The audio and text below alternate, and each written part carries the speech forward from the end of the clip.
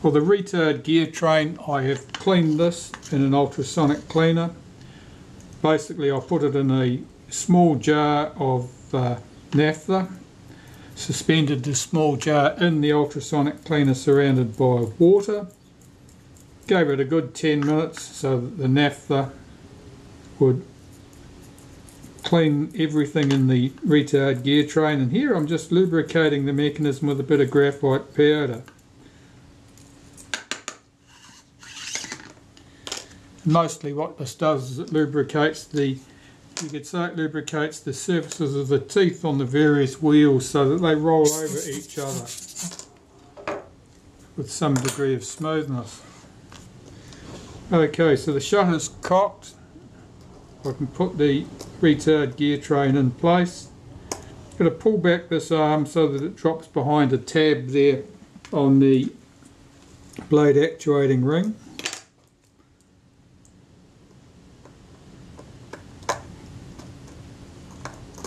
So that's the pivot screw at that end, and the screw at the other end, as I said earlier, goes through a large hole, an oversized hole, to allow you some adjustment so that you can swing the retard gear train in for greater engagement with the main drive cam, or swing it away for lesser engagement. Let's see what happens with it in this position. Should be about 1 second. Oh, that sounded credible. It's a good enough place to start, that's the main thing. So there's our speed train in place, and I'll need to lubricate my delay action in the same way. Basically, I'm just going to drop some graphite powder in there and then run the mechanism .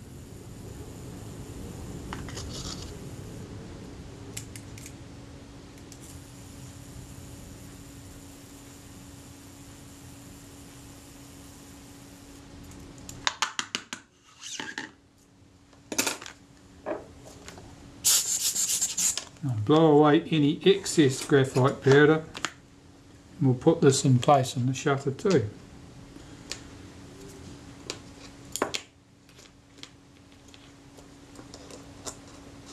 Now there's the screw on the base of this locates in a little hole in the base plate there. If you don't get it seated correctly, it won't sit down. That's fine.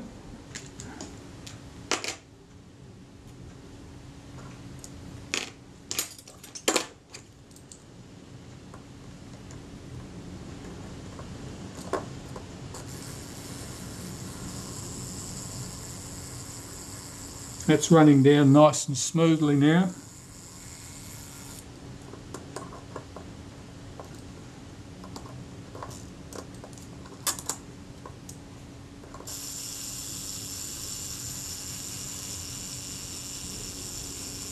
Yep, no problem there.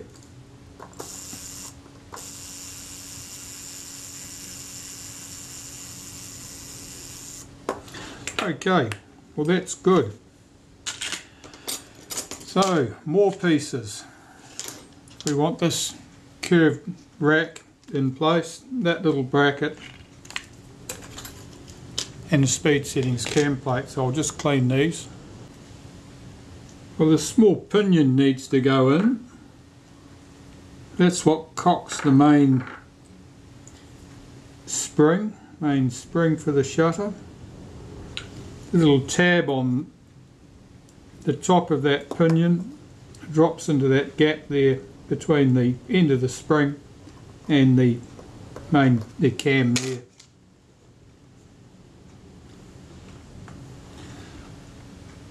I normally run some molybdenum paste around the outside and inside surface of this piece and then drop that into place. The spring hooks over the end of that little lever there,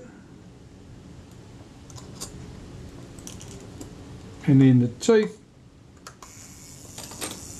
I'll get this aligned correctly, and I'll zoom you in a bit so you can see the alignment of those teeth. That'll do. As you can see, the last tooth on the pinion drops into that first V of the curved rack. Okay, that's correct. Now I'll take my speed settings cam plate, run some molybdenum paste through the centre and on the cam surfaces here, and on this one where the B lever will sit, this can go in place.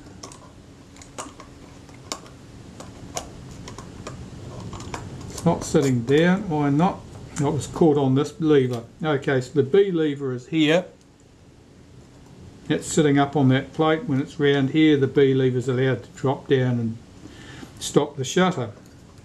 If we set this round here to the point here, where this little pin is resting at this point, that's an 1/8 of a second, or should be. And that's much too fast. So I've got to move the cam inwards, the retard gear train inwards, for greater engagement with the cam to slow it down. So I've got to slacken that screw slightly,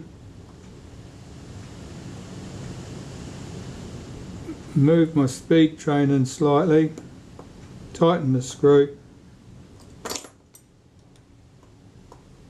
and put things back where they were.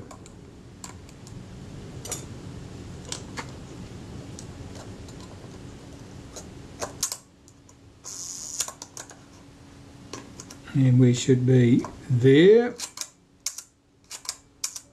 It's still a bit fast, but you'll see, even on 1 second, you'll see how the shutter blades close promptly now. They snap shut. Previously they sort of dragged themselves closed reluctantly.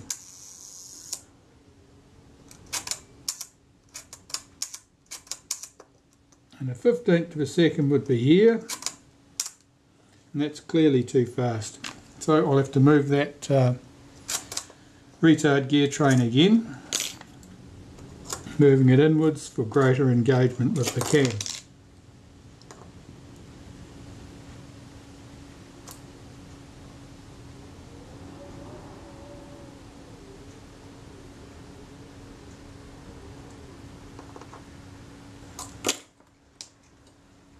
These adjustments are quite subtle. Sometimes a small movement can make quite a big difference to the speeds.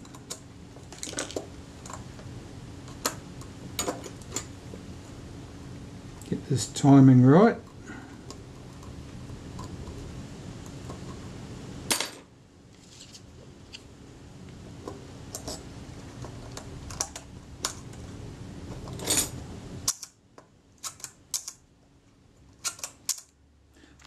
That sounds better to me. Now I'll put the front retainer ring in place and go away and test that shutter. It's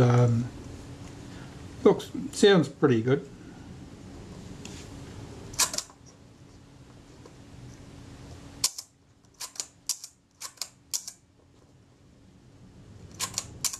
Yeah, certainly within half a stop. I'll go and test it.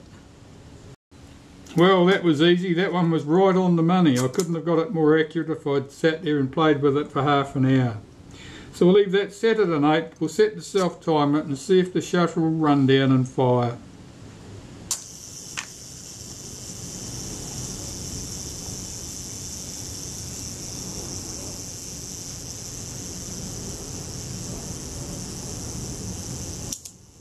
There we go. That all appears good.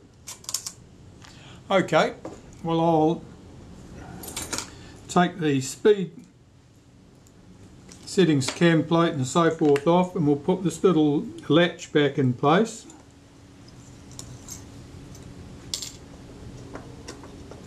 That's the latch that prevents you releasing the shutter or depressing the shutter button unless the shutter's cocked. So I've got to get this, there's a spring under here, goes behind a post, so I'm holding it back with the tip of my tweezers while I rotate it into position. Make sure that's sprung loaded, it is.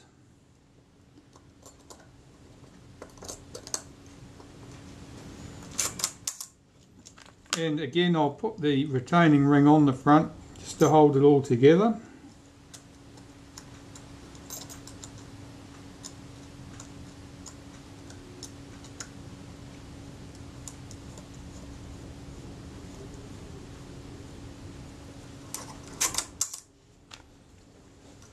What's it like on 1 second? Does it run smoothly?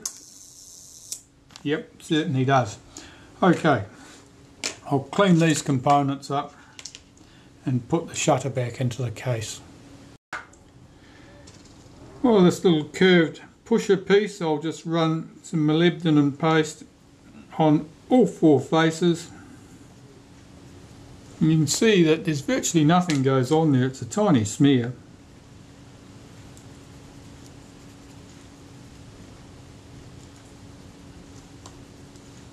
And on the curved rack, put the curved rack and the pusher into place in the housing.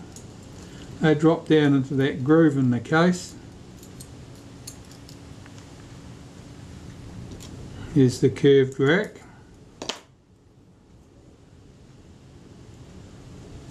Now I'll cock the shutter and fit the case in place. Now I've got to rotate it until my flash contact drops into the slot here, and often that needs a little bit of encouragement with the tip of the tweezers to get everything to line up. That's good. And there were 3 screws. That one and 2 others, and of the 2 others, one of them is a smaller diameter that goes over here in that hole next to the flash contact.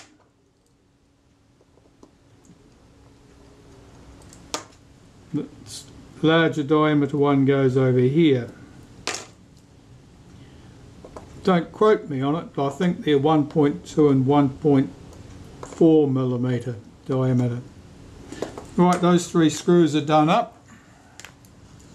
The clamp screw for the flash contact, I'll just run that in. All that does is just hold it firmly here so that the wire is firmly contacting the contact from the back of the shutter.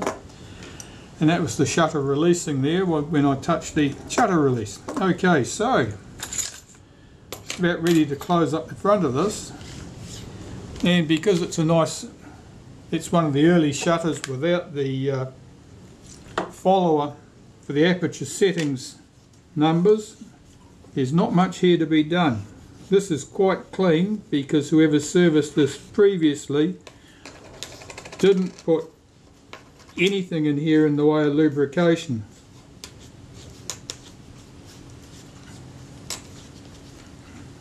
Normally we have quite commonly there's great big gobs of graphite grease at that position.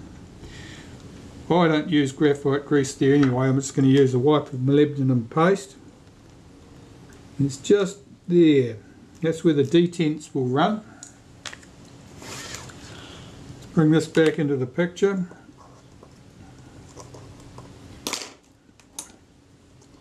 Remove that retainer ring. As dial can go on here as shutter speed dial. Get that lines up with a tab there and with that tab there.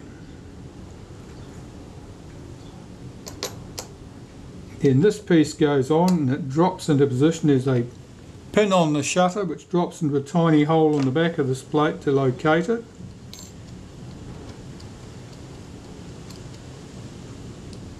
Get that retaining ring started.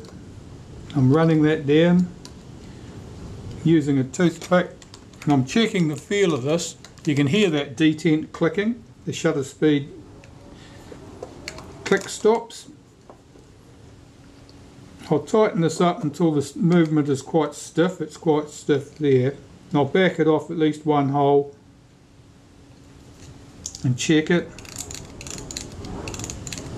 That's good. Now you'll see that the aperture settings moves with the shutter speed setting. No matter how quick I move that, that's because the aperture, the diaphragm is not all gummy now, it's moving smoothly. So that's working as it should do. There is no problem with the coupling spring. So we have the tiny screw that holds this retaining ring in place, and I'll get that in position right there.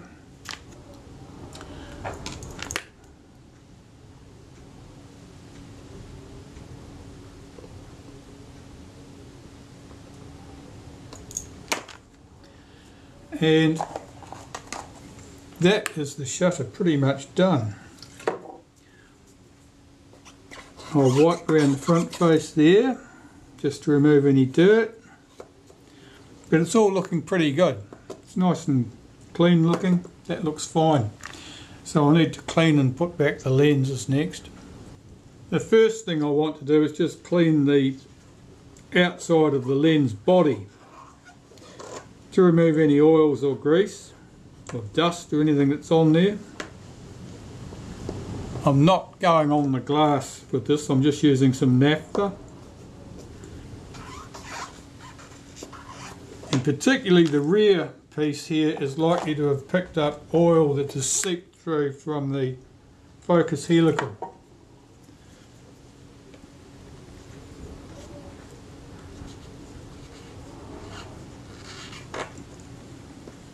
You can see it there. I'll wipe around that thread.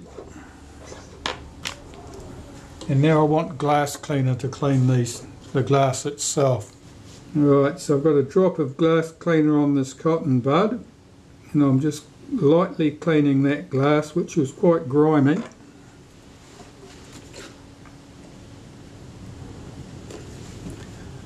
Particularly when the glass is grimy, if it is greasy marks or dust or something stuck on it, you sort of clean it in stages.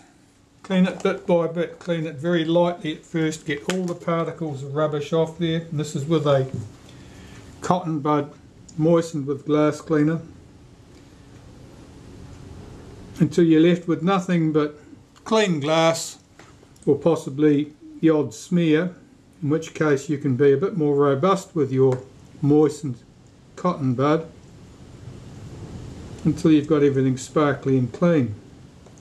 And here I'm moving it backwards and forwards so I can judge by reflected window light from beside me how successful I've been at getting that surface clean. It's a concave surface, it's always hard to judge a concave surface. That looks okay.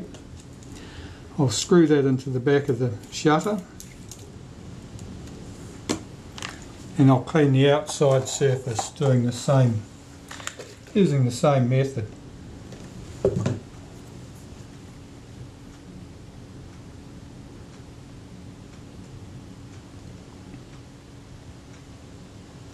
Now normally that cotton bud's coming off quite dirty. Normally you're only going to have to clean the inner and outer surface. Occasionally you may need to dismantle the front and rear group in order to clean the other two available surfaces. There's a cemented pair in there, of course, so you're not going to be cleaning in between the surfaces of that cemented pair.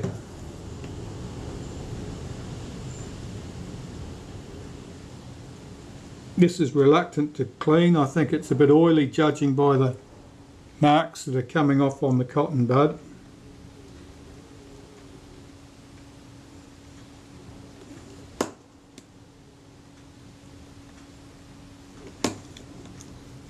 Again, I'm tilting it backwards and forwards so that I can judge by reflected light from the window how clean I've got that surface. And at this stage, basically it's very clean, but you may be left with smears. Now, those smears are more a cosmetic nuisance than a nuisance in terms of the image you're likely to get from the lens.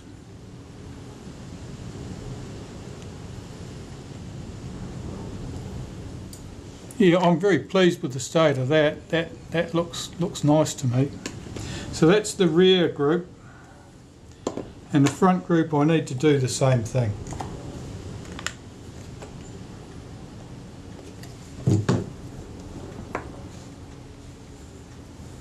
Just blow that dust off there.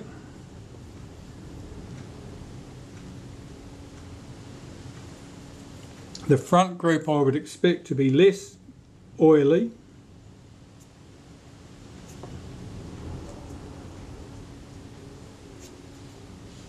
But of course the front surface may well be more damaged.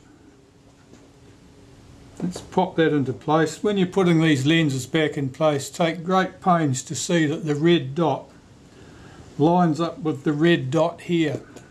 Because if you put this in, or attempt to put it in another position, it can jam on the shutter and you can break things trying to get it free again. Right, that's good. The front surface actually looks quite good.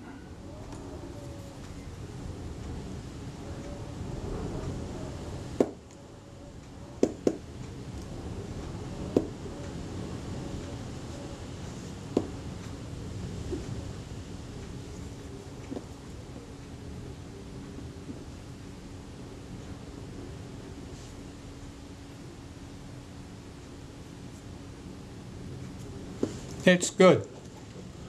I'm pleased with that too. So that doesn't leave much here. I've got my retaining rings and the shims. And the shims, particularly the paper shims, tend to suck up oil.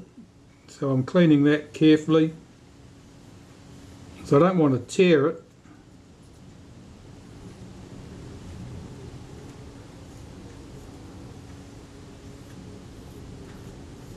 Now the shims and the choice of shims would be to match a lens and shutter assembly to a camera body. Now the camera bodies would have been set up on line to a set distance. So it was a set distance from the front of the shutter mount to the film plane, and the fine tuning would have been done by adjusting the number and thickness of shims that we used on the shutter and lens assembly. You could achieve much the same thing by adjusting the position of the focus scale ring on the outer helical, but of course that requires more work, because you'd have the lens and shutter off the camera and back on the camera again, typically multiple times. Right, so I'll put my paper shims on there first, put my metal shim on there, my retaining ring, I'll just clean that.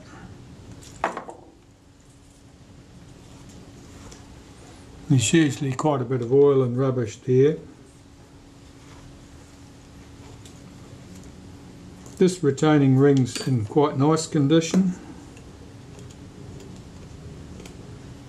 unlike one I've just dealt with on another camera which was a bit mutilated. Okay, so that shutter is finished and that's ready to go back on the camera, and in our case I'll be servicing the entire camera, so there might not be much point in potting it straight back on now. Once I've got my camera body serviced and the shutter's ready to go back on, I'll show you how to put the shutter back and get it correctly timed. Here's our camera body, all serviced and ready to go. Here's our shutter, all serviced and ready to go. And now we've just got to mount the shutter and lens assembly to the body. We always do this with the shutter in the uncocked position. So see if the shutter is cocked. If it's cocked, you'll be able to release it. If it's not cocked, you won't. Easy. The camera body, typically you're going to have no problems with this. This is an early example, and as a result there's no spring lifting this little finger here, the shutter release, into the up position. That's okay, that's just what the early ones were like. I'll take my shutter, and you can see in the space here there's a gap at this end. Start about there. I'll just roll that round towards my left here. It just bounces there. That's about right. I'm not pressing on anything, I haven't cocked it, I'm just positioned that rack and no more. Now there are two options. Well, there's three options really. Timing the cocking action of the camera to the shutter, we'll either get it right and it'll be just ideal, in which case there's no timing error. The cocking action in the camera may not push the cocking action of the shutter quite far enough, in which case the shutter won't cock reliably or at all. Or the timing could be set the other way so that the shutter cocks and reaches its stop before the film advance completes its stroke in the camera, in which case if you push at that stage you're in danger of breaking things. So let's start here anyway, let's get this into the camera body. I'll tip this back the other way because that shutter release lever is otherwise going to cause me grief. Drop my shutter in and holding it loosely in place with my fingers, making sure that it's seated. You can feel it click into place. Press the film release button, move the film advance lever. Well, that cocked the shutter. And I can tell because I heard the click. You listen, you can hear it too. The shutter is actually cocks before the film advance lever hits the end of the stroke. So listen carefully.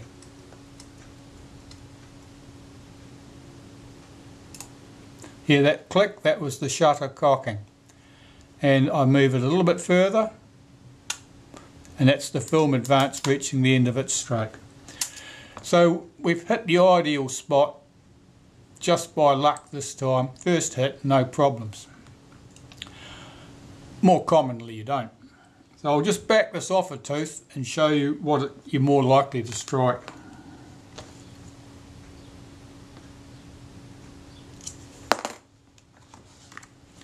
I just backed that cocking action back one tooth by moving the rack, the curved rack. Now what happens? As I move the film advance, that shutter cocked right at the point that film advance got to the end of its stroke, I believe. No, it didn't. It didn't quite.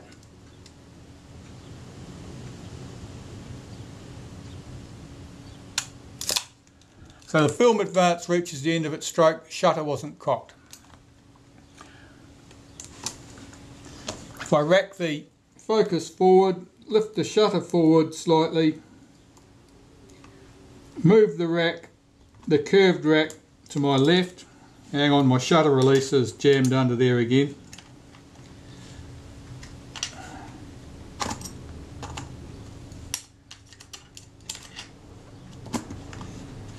Now I don't know what I've done with my timing, let's find out.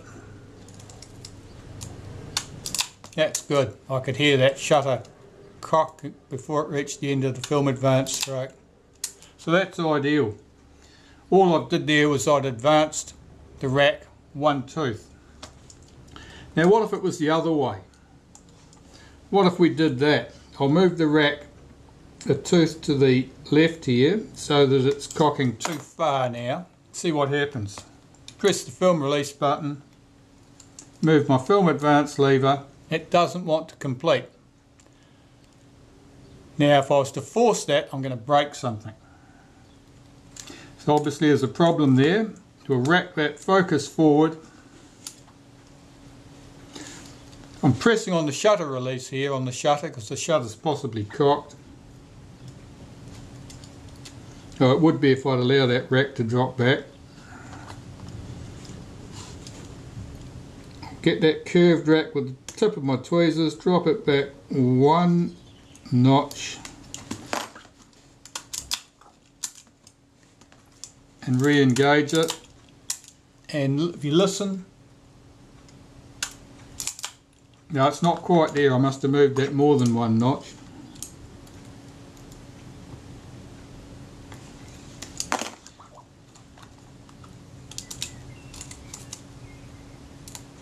Yeah, that's right. So it's right now. The important thing is to know is that if the action is too far advanced, the film advance lever is going to hit, it's not going to be able to complete. The shutter will stop the film advance lever from being able to complete because the shutter reaches its limit. And in that condition, that's the condition where you can break stuff. So it's most important that you're aware of that condition and you do not force that film advance lever. If the timing's incorrect, you could potentially damage something. But if the timing's set the other way, the only problem is that the shutter doesn't cock, and you can tell the shutter doesn't cock because typically the shutter cannot be released, in which case it needs to be advanced 1 tooth at a time until you get it right. This one's good now, and all I need to do is put my retaining ring in place. Now the retaining ring, lift it in carefully from the back. Now I'm just supporting that lens and shutter assembly from underneath with my fingers, and the tool likewise, put that in carefully. You don't want that hitting the glass of that rear lens. Just roll that in with my fingers, check that the shutter is seated correctly, all appears good, and I'll just nip that up.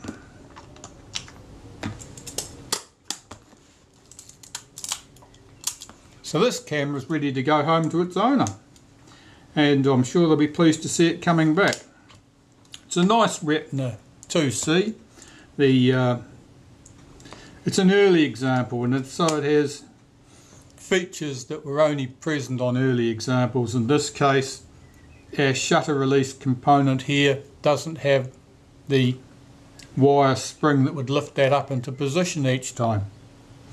The shutter's the earlier type, 10 leaf diaphragm, no aperture numbers visible at the top, the aperture numbers only visible at the bottom of the shutter.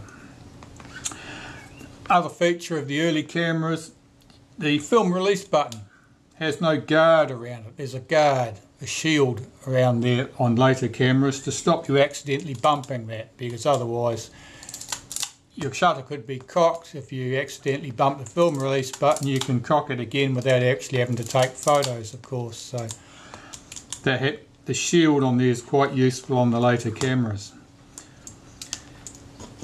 That being said, this is a nice camera and it's going home. Thanks for watching.